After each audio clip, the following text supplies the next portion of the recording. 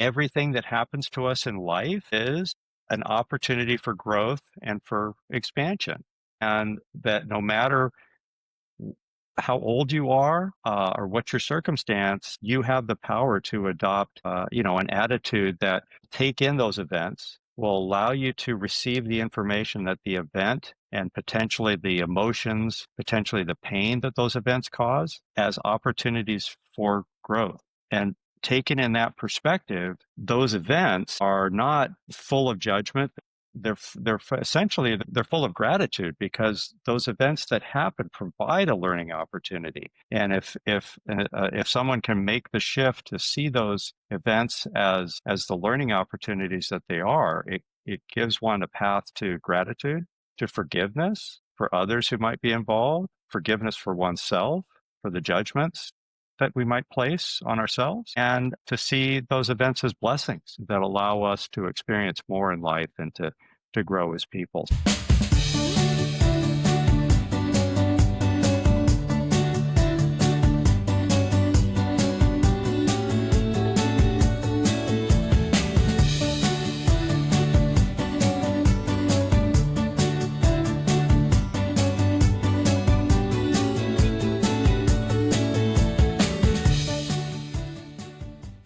Hello, everybody, and welcome back to another episode of the ORCHID Diaries. My name is Angel Orengo. I am Rocio Aquino. Yes. Rocio Aquino, my amazing wife, partner, collaborator, co-author. It's a pleasure to be here with you always. And we are celebrating another person who's joining us to tell us about his experience with the ORCHID, the Secret Code of Modern Goddesses. Everybody give a warm welcome. Yay to Mike Brown. Mike, how are you? I'm doing very well. So nice to see you, Angel and Rocio. Yes, it's fantastic, Mike, to have you here. So tell us a little bit about you. Who is Mike today? Mike is a person on the journey of expansion, and I am fortunate enough to reside in a beautiful place with a beautiful family, and I've enjoyed a good career working in the engineering world. And I'm about ready to step into the next phase of my life when I'll be undergoing what they call retirement, but what I hope is a new chapter in my life, and we'll step into what I hope will be a very long and fulfilling period of purpose and service for others and for myself. And I am blessed with a beautiful wife and two adult sons who are on their journeys as well. And I am just so happy to have made the acquaintance of Rocio and Angel. And they introduced me to their beautiful novel, which I readily enjoyed and gained some lessons from, and found it to be very supportive. And I'm so pleased that the book is doing well, and I'm very happy to be here today to talk to you. Thank you so much. That's super beautiful. Yes, really, the privilege is all ours that you took it upon yourself to read the book and believe in us enough. In full disclosure, Mike and his lovely wife and Rocio and I were part of an amazing course that we took over several months. And in that process, really began to expand. It was one of those courses where you go to really find more about yourself and grow. And from that grew a friendship. And also, I think the opportunity to observe each other. And that's always helpful when you can observe someone and see them in different circumstances across a period of time. And we had the privilege of doing that. And so we're so delighted that you are here as well. Tell us a little bit about your experience reading The ORCHID. You mentioned it already that you took away some learnings from it. Tell us about that. Well, first off, I just want to say it's a beautiful book. The writing is very accessible and, engaging. I also think that the graphics and the artwork are equally as beautiful and support the whole message of the novel. And so I would say that it's very well done, very, very well done. And I really liked the way that the stories are told from the perspective of the women who gather at the retreat and go through their exploration with gentle facilitation from the staff at the retreat. And I love the way that a range of perspectives can be portrayed because everyone has a unique path. They have a unique history, a unique set of circumstances that bring them to their present day position. So the way the book tells the individual stories shows that there's a multiplicity of paths that people follow, and hopefully um, that provides an entry point, if you will, for many, many readers, because it's not just looking at one individual, it's looking at several individuals going through a parallel process. So I thought that the structure of the story was good, very well told, and the themes are supported by the work that we've done in our courses, you and I together, that of understanding conceptually that everything that happens to us in life is an opportunity for growth and for expansion. And that no matter how old you are or what your circumstance, you have the power to adopt, an attitude that will take in those events, will allow you to receive the information that the event and potentially the emotions, potentially the pain that those events cause as opportunities for growth. And taken in that perspective, those events are not full of judgment.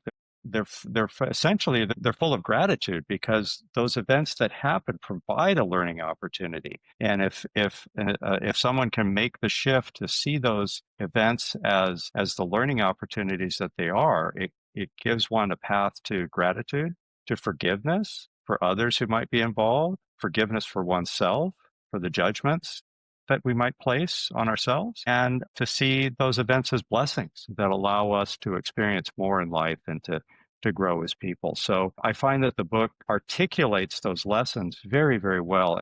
It tells it through the lens of the women who proceed through the book, and just so well done. I really did appreciate and very much enjoyed the book. Wow, thank you so much. Really, that was all the intention, to really try to give people inspiration, to see how they can utilize all the tools that are available and how you can begin to apply all of them, and how you can have a different perspective from one part to another. For me, like a woman, was important, or is very important, that a man can read a book and to see if this man can understand better women, and to see all the things that we think about ourselves. Do you think that this was, in your case, something that you begin to see? Yes, absolutely. There's many elements of it. Obviously, it's written from the perspective of the women, but so many of the circumstances that the individuals describe in the book are not gender based. It is equally available to all genders, and yet also it brings a perspective that I think is useful for a man to see, that societal norms of behavior can be quite impactful to women, maybe in a way that is not so evident to a man, because of, like I say, norms of behavior, status differences between individuals, gender-based roles and traditions. And so I think it was illuminating. It shows that there's a big common theme between the man's experience and the woman's experience, but it also shows that there's subtle differences that, frankly, every man should be exposed to. They should be exposed to the woman's perspective and the impact of traditional roles and norms have from the women's perspective. I thought it was very illuminating. Wow, Oh, thank you so much. yeah. Thank Thank you you. so much, Thank Mike. you, Mike. And let me ask you about you. Is there, obviously, we met within a context of spirituality and growth and expansion. Is Mike always been that way, or did that begin at a particular stage in your life? No, Mike has not always been this way. Mike has gone through a journey, and the journey continues. And I still try to educate myself through additional readings and study. And I also continue with a coach that I work with on a regular basis, who is very well trained in these things. So having those tools allows me to continue to learn and grow.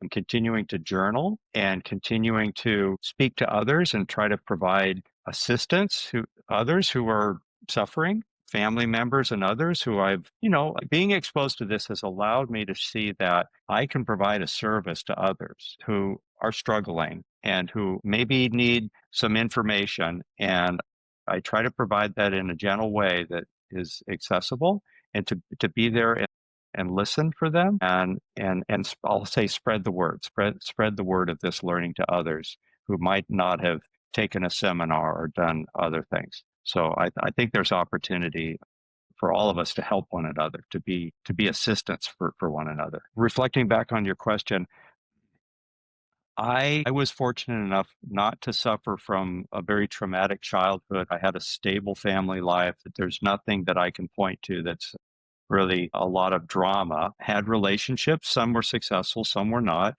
Have had careers, some I enjoyed more than others. I've been what I'd say in the normal range of human experience for at least my place in time in society. But I also felt that there were elements missing in my life, and they were showing up in the way that I was responding to challenges. And for me, as a man with my personality, I was very shut down in my emotional senses and my emotional expression. And so this was an area that was very dormant for me. But as you well know, one can't contain their emotions forever. And so they would come up, and my emotional expression consisted of one emotion, which was anger. And that anger would arise sometimes unexpectedly and cause problems. And I would then be set back and have to deal with the problems, the repercussion of my angry outbursts for days or weeks thereafter. So what has I'll say the entry point for me was to recognize that I have the full range of emotions, not just anger. I can feel the emotions now much more easily, and they're not threatening to me. So that the emotions really have, what they've done is they've given me a new lens on life, and they've given me a new information source, a new way of perceiving things from the world, and also engaging with people back out to the world through a channel, an emotional channel that I frankly never knew that I really had. Or if I did, it was so constrained. The tube was so small that it was not effective. Now my emotional tube is much bigger, and it's more effective for me. So that was the point of entry, and that was the aha moment that really brought this work home. And it was very much evidence in the training class that you and I did together, but also in the preparatory classes that we took. It needed to be finalized, and I think that the class that we all took together last year was the method by which it finalized that learning for me. And it's been it's been a beautiful journey. Yes, to be honest, thank you so much for putting the words, to find the words to describe your process is invaluable to, because of course many more people they have the same trainer that you have before. So Mm-hmm. because you broke that training to don't Mm-hmm. look for your feelings really is like you break the mold like I did, like I break the mold, and is this incredible experience, but everyone has a different entry point, and you describe it Mm-hmm. beautiful, so thank Mm-hmm. you so Mm-hmm. much. Mm-hmm. Yeah, I love what you just said, Mike. It is the reason why, for example, we've been doing this podcast now for a few episodes, and the first batch of podcasts that we did was with women who have read the book. And very soon we realized that men were reading it and getting a lot out of it. But the way you've described it is we're all breaking with these molds, right? And these limiting beliefs that we've been assigned at birth sometimes. Mm-hmm. They come with our families, with our cultures, with our religions, with our society. But what I have learned as well is very much in line with yours, that I am a better individual Forget better man, just a better individual, a better father, a better husband, a better everything if I'm able to balance these energies inside of me. And it used to be that I was always starting or action or reaction with that masculine energy. And now it's just softer because I've been able to balance it with feminine energy. And by feminine energy is not right. I mean, this is not about genders. This is about the qualities that are utilized in the way in which we respond to life. And so I honor you and I congratulate you. This is incredible. And it's the reason why we're dedicating a lot more episodes this particular time to men who are experiencing these changes, because I think we need it, right? We need it for ourselves as individuals, but we also need it in society. For far too long, it begun the answer has been a fist fight, a missile war, and that masculine attack of, kill first and ask questions later, if you will. And I think that it's exciting to be able to start shifting that and see where it takes us. So I applaud you and thank you for that. My pleasure. And going back, and obviously we met you as you were already embarked on that journey. And so going back to the book and the 5 lessons: awareness, gratitude, forgiveness, acceptance, and intention. Is there one or more of those that really stuck out for you that are the ones that you've spent more time on or that you walked away with particular lessons about? Well, I think the most powerful one for me of the 5 you mentioned is gratitude, because gratitude comes from the recognition, like I was saying earlier, that all the events that happen are there to provide and can be a blessing. And so the gratitude comes from that recognition. And I think it is a great entry point for the forgiveness and for the learning. So it's a recognition of the power that we have to use events as information neutrally, to adopt an attitude that allows us to receive the information in an appropriate manner, and to recognize that everything that happens, and literally everything that happens to us, is an opportunity for growth and learning. And isn't that a blessing? So I should stop for a moment and be grateful for that. And once I've achieved that mind shift, if you will, then, aha, I can learn from this. I can be a better person today than I was yesterday. I can move through this with more grace and be a better partner to my wife, or a better parent to my children, and be supportive to people. And isn't that really what we ought to do with our time? We have to do other things. We have to make money because we live in a material world, but isn't that really what we should be doing, is to serve others and make their journey as good as it can be? Love that. Love, for me, gratitude has become a go-to recharging station. We have one of our cars is an electric car. Hmm. And for Hmm. me, gratitude is literally the plug-in. So when I plug myself in, it fills me up, and it just swells me with this power that not only gives me energy to do the things that I want to do, but it starts pushing away negativity, pain, fear, anger, all of these things that normally are the ones that drain our energy. But when I focus on gratitude, it just changes. It really is, it's transformational. And so to hear you speak of it as well is just really exciting, because it's certainly my go-to. And from there, I'm better at forgiving when I've done a gratitude exercise. I'm better at accepting the things that are happening around me when I wake up and I give thanks, but really thanks. It's not, oh, thank you, right? It's the thank you that you feel it in every Mm. cell of your body, Mhm. and it fills you with such energy that it's incredible to feel and experience. Yes, yes.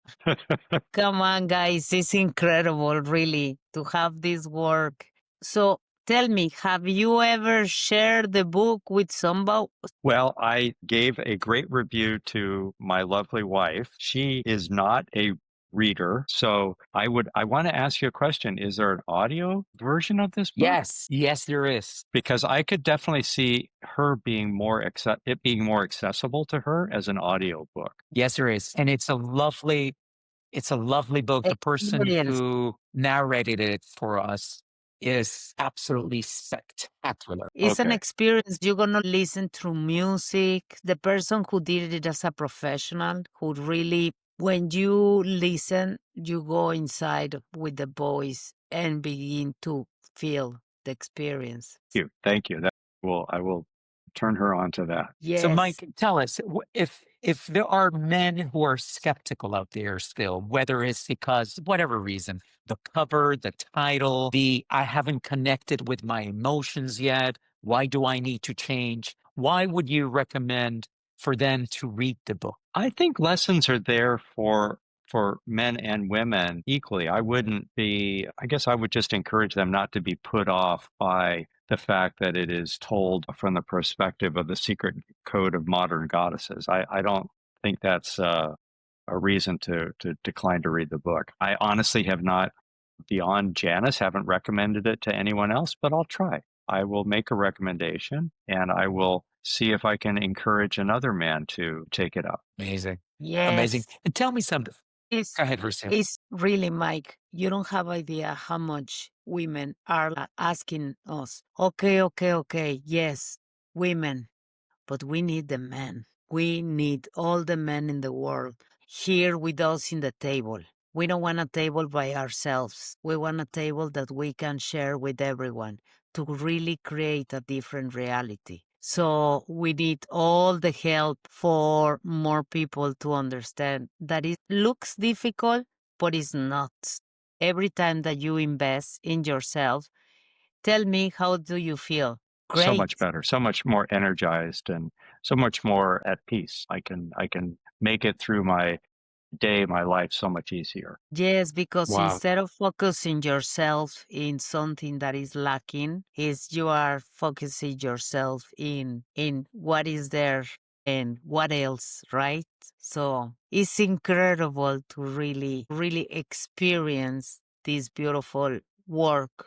That's why we are doing what we are doing, for more Mhm. people to really experience and begin to shift their perspective. Yeah, we're really excited about what we're observing. We are seeing people all over the world. I mean, yes, connect with our book and have that experience, but more importantly, what we're seeing is a shift of consciousness that seems to be happening. More people are having the type of experiences that you're having, the type of conversations, even of self conversation that's taking place, where it's like, I need to find a different way of living, a different way of experiencing the way I am experiencing. And sometimes it's attached to age. Obviously, we're entering an age in which so much has happened to us and we've matured, but I'm also observing it with younger people as well. And I don't know, question for you. Do you observe it in your two sons that there's a different approach to life that is building and starting from where we left it, if you will, or where we are right now? Well, I don't have a huge database, but with my two boys, we are so blessed